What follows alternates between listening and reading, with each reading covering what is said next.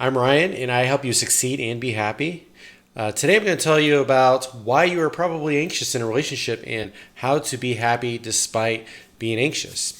So, what I'll be sharing from is the book called Attached, The New Science of Adult Attachment and How It Can Help You Find and Keep Love.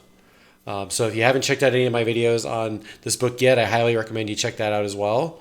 Fantastic book, just it's a really popular book anyways, so a lot of people are reading it, and it's really useful, but it's definitely found a lot of use for it in my life as well. I will have a link to the Amazon affiliate link down below, so if you want to check it out. I'm not sponsored by them, but if you do want to check out the book, check out the affiliate link, and that'll help me out just a tiny bit. So, at a high level, this book describes that there are three main attachment styles that we all have as humans when it comes to relationships. If you want to find your attachment styles, I will have the link down below to take your personality profile, and you can figure out what your attachment style is, and between like friends and relationships and with your parents. So the three main styles are they're secure. So a secure attachment style is you feel comfortable with intimacy, don't have any issues being warm and loving for your partner. And that affects about 50% of the population. And this is kind of maybe the ideal scenario to be.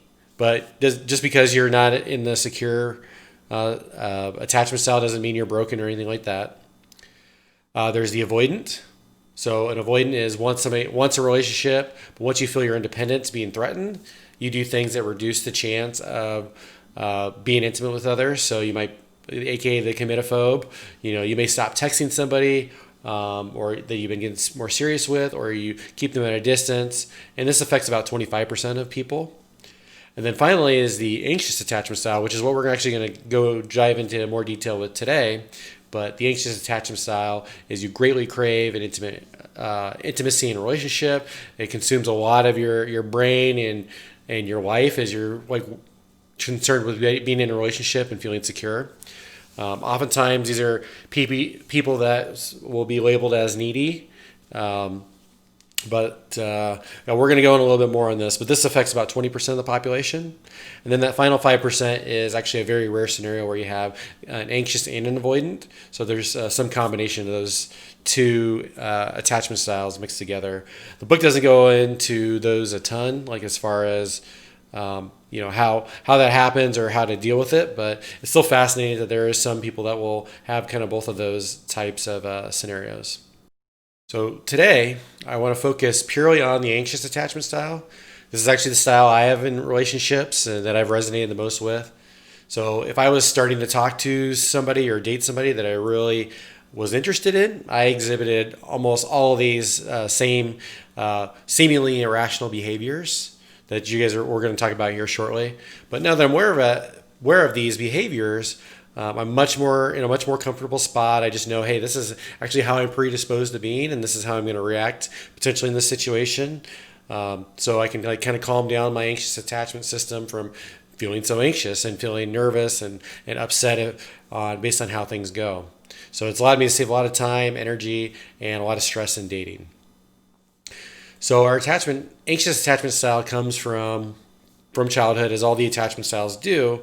But this is it's also based on other factors throughout life too. But there's been a pretty big link between how your environment is by growing up. So if it's a situation where you didn't feel necessarily secure growing up, with your relationship with your family and such, then you may have this anxious attachment style that has evolved. And again, based on relationships that happen over time, it can shift a little bit. So examples of the anxious attachment style, we're incredibly aware of our partner's mood changes and any behaviors that they have. We'll have a tendency to overact to anything that they say that triggers us as well. We tend to take things more personally than others, and we tend to have a lot more insecurities as well. So some of those might worry our partner may stop loving us out of nowhere, especially when they get to know the real us. We tend to get attached to partners quickly. We put our partners on pedestals and worry if we upset our partners that they may leave us and we'll never find somebody like them again. We worry about our worthiness of love, our attractiveness, how we should act around our partners. And these are just some of the behaviors that others may think might come off as kind of like needy, or just things that seem really irrational. But this is actually how we're like almost genetically disposed to acting.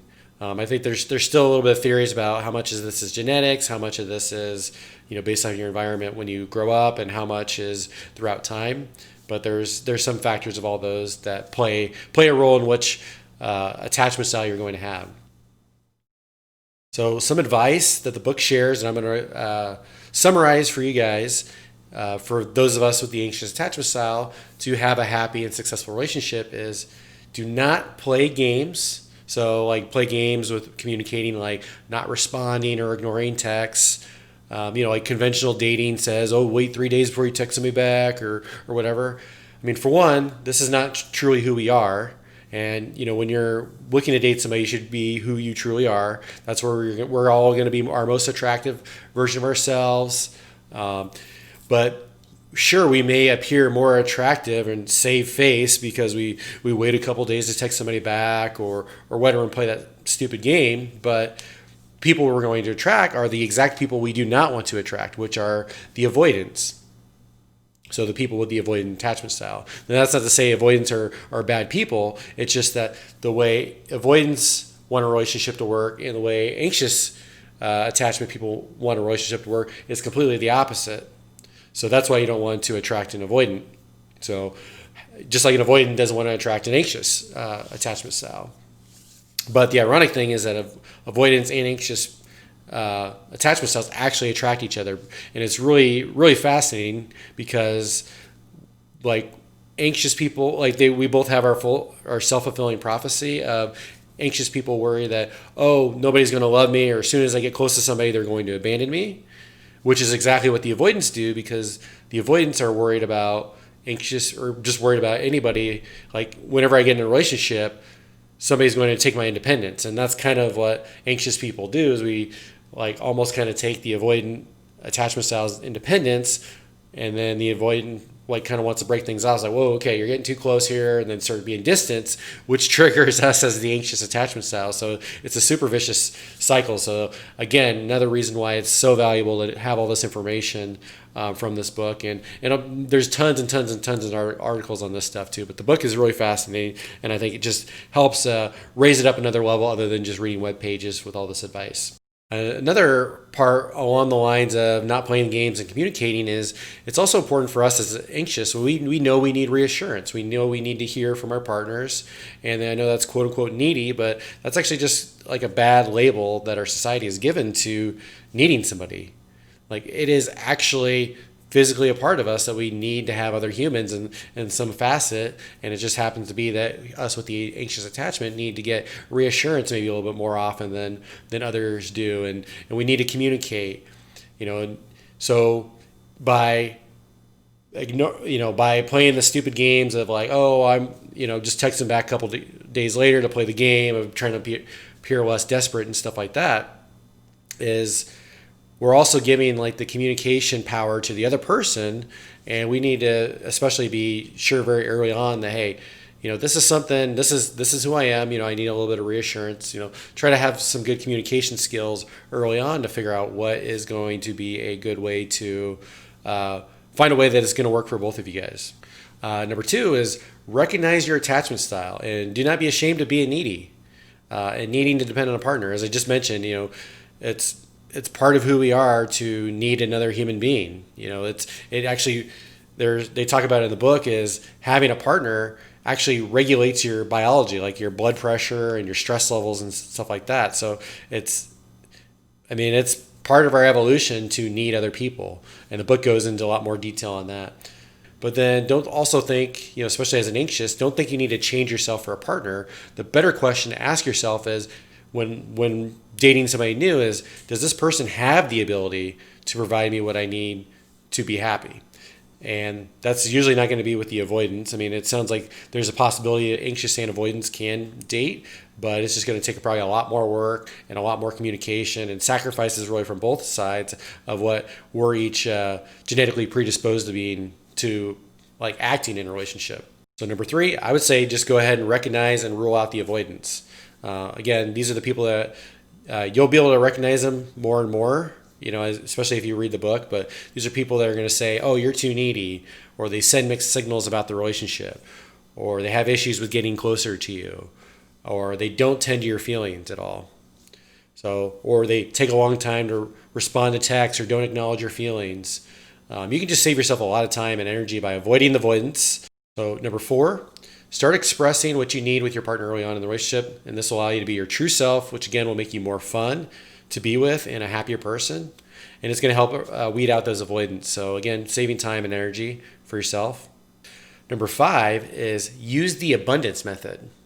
So that abundance method is what that is where you meet and date a lot of different people. And that gets a lot easier now, even in our online dating and Facebook and internet age and stuff like that. But the more people you meet, obviously there's the probability of the greater chance you're going to meet somebody that's a great fit. But in addition to just the numbers side of it, us as anxious attachment people have a tendency to get attached really quickly. But if you meet a lot of people, we can actually trick our attachment system into being easier on ourselves.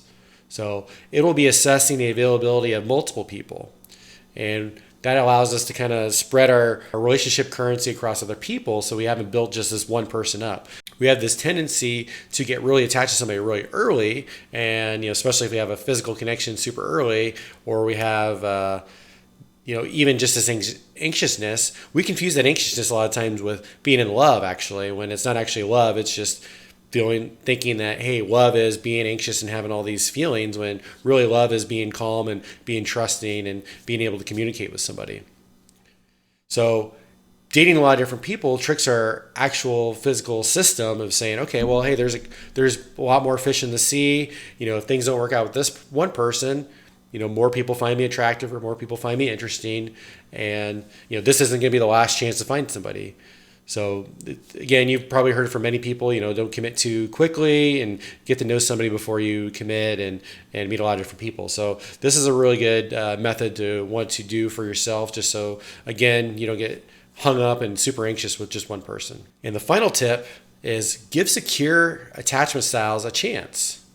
So a secure attachment style is actually who we most likely need to connect with or be in a relationship with. So again, the secure attachments, they have no problem giving intimacy. For the anxious attachment style people, they're going to be willing to be like, okay, yeah, I'll make this compromise, to text you before I go to work, or before, I go leave for the weekend, or whatever you would need for your, reassurance. So, however, as I just mentioned, that us as anxious attachment styles, we have a tendency to think if our levels of anxiety are not high, that we're not in love. When in reality, that sign of anxiety, usually from dating like avoidant people, it's not necessarily a sign of love. And I've definitely been there too. I've had people where I've dated and I've felt like highs and lows and highs and lows. And I thought, well, yeah, I'm in love, but really that's not necessarily the case. We need to give secure attachment style people a chance, because what's going to happen is they're actually able to meet our needs. And a lot of times we'll actually think that secure attachment people are boring, because we're not having these highs and lows, jumping up and down. And we're just going to think, oh, I guess I'm just not attracted to them. I'm just not really feeling it because I don't have this insane feeling all the time.